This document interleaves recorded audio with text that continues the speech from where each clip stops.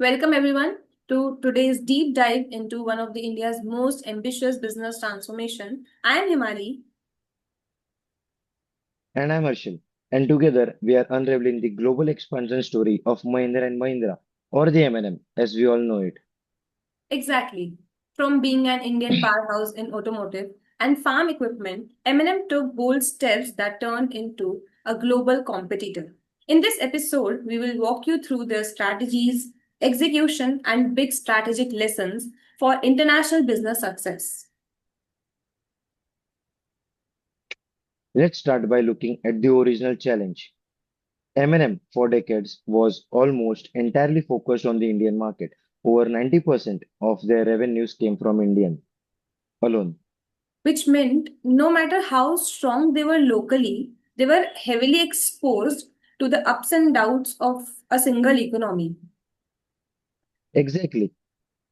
That's risky. Overexposure could mean trouble if the Indian market slowed or changed, or they'd be missing out on global innovations as well as new revenue streams. And let's not forget their international brand recognition was weak. So the big consulting question was how could M&M protect itself and truly compete globally? So we'll talk that in our next slide, which is why global expansion. So why did M&M decide it was finally time to go global? What do you think, Harshal? So Imali, there were several reasons for it.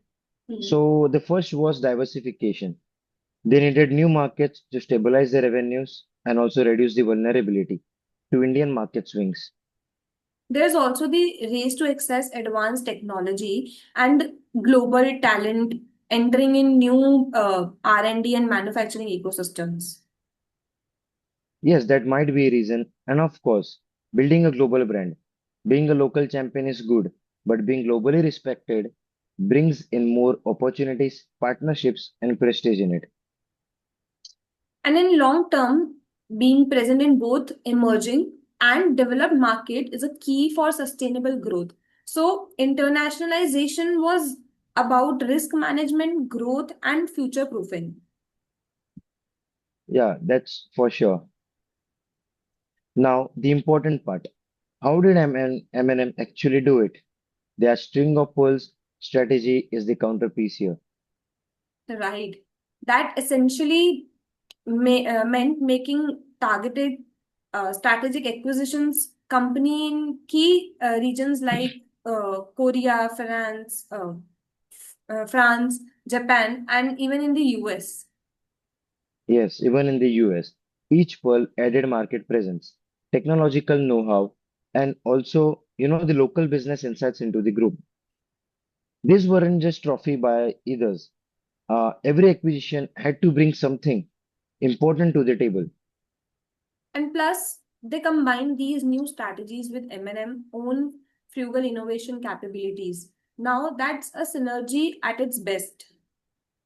Yes. So talking about the frugal innovation, Himali will explain it in the next slide. Let's talk more about frugal innovation, Harshal. What's the big deal here? So talking about the big deal here, frugal innovation, as we call it, at its core, means building robust, reliable products at a lower cost. M&M excelled at this. They managed to engineer vehicles that performed in challenging conditions but didn't break the bank. This philosophy wasn't just for India, it appealed to tough markets all over the world, especially in emerging economies. Absolutely. They leveraged this to launch tractors in the US, affordable XUVs, SUVs globally, even now electric vehicles in value-driven segments. It wasn't just cost cutting, it was about maximizing value for customers everywhere. Yes. So here's where we see the real impact of the acquisition strategy.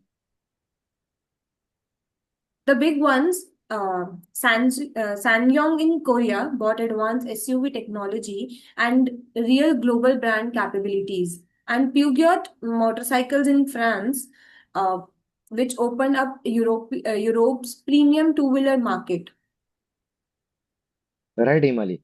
Then there's Mitsubishi Agriculture in Japan for, agri equipment expertise, and their North American push with the Roxor off-road vehicles. Each step filled a very deliberate gap, be it technology, geography, or product segment. Plus, these acquisitions led to more collaboration and faster innovation across the groups. Yes, so basically, they created a federation of synergy and autonomy. Right.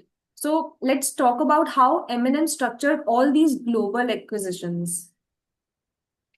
So basically, they didn't force a one size fits all approach.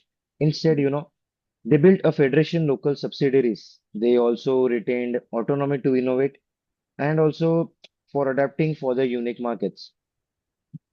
And Harshal, at the same time, they leverage central strengths, uh, global R&D resources, unified branding, and best practice sharing.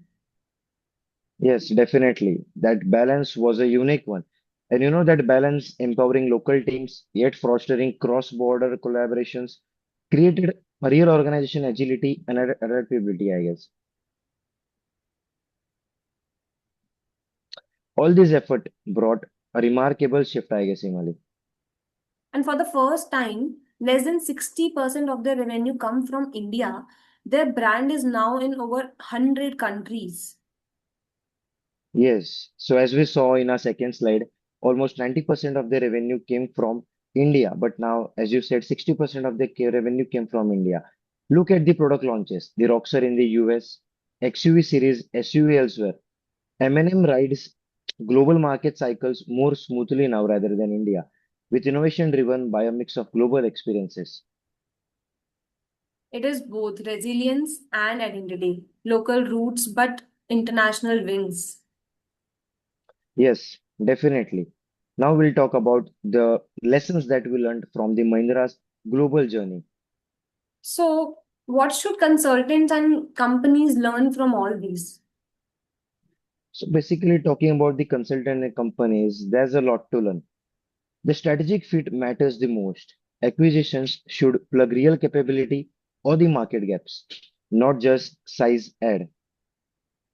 Like, leverage your core strengths as unique selling points and empower your international teams with both autonomy and the benefits of global resources. Yes, that's where we called as a continuous learning about the new markets, cultures, and also technologies is non-negotiable. The right federation model creates unity and also local excellence, which we have learned.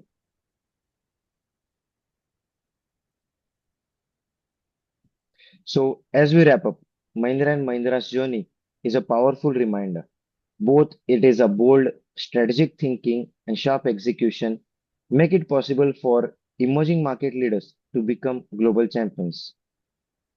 So, keep investing in innovation, local adaptation, and talent. These are not just lessons for global expansion, they are especially for building a resilient, future ready businesses. Yeah, that's what we made for it.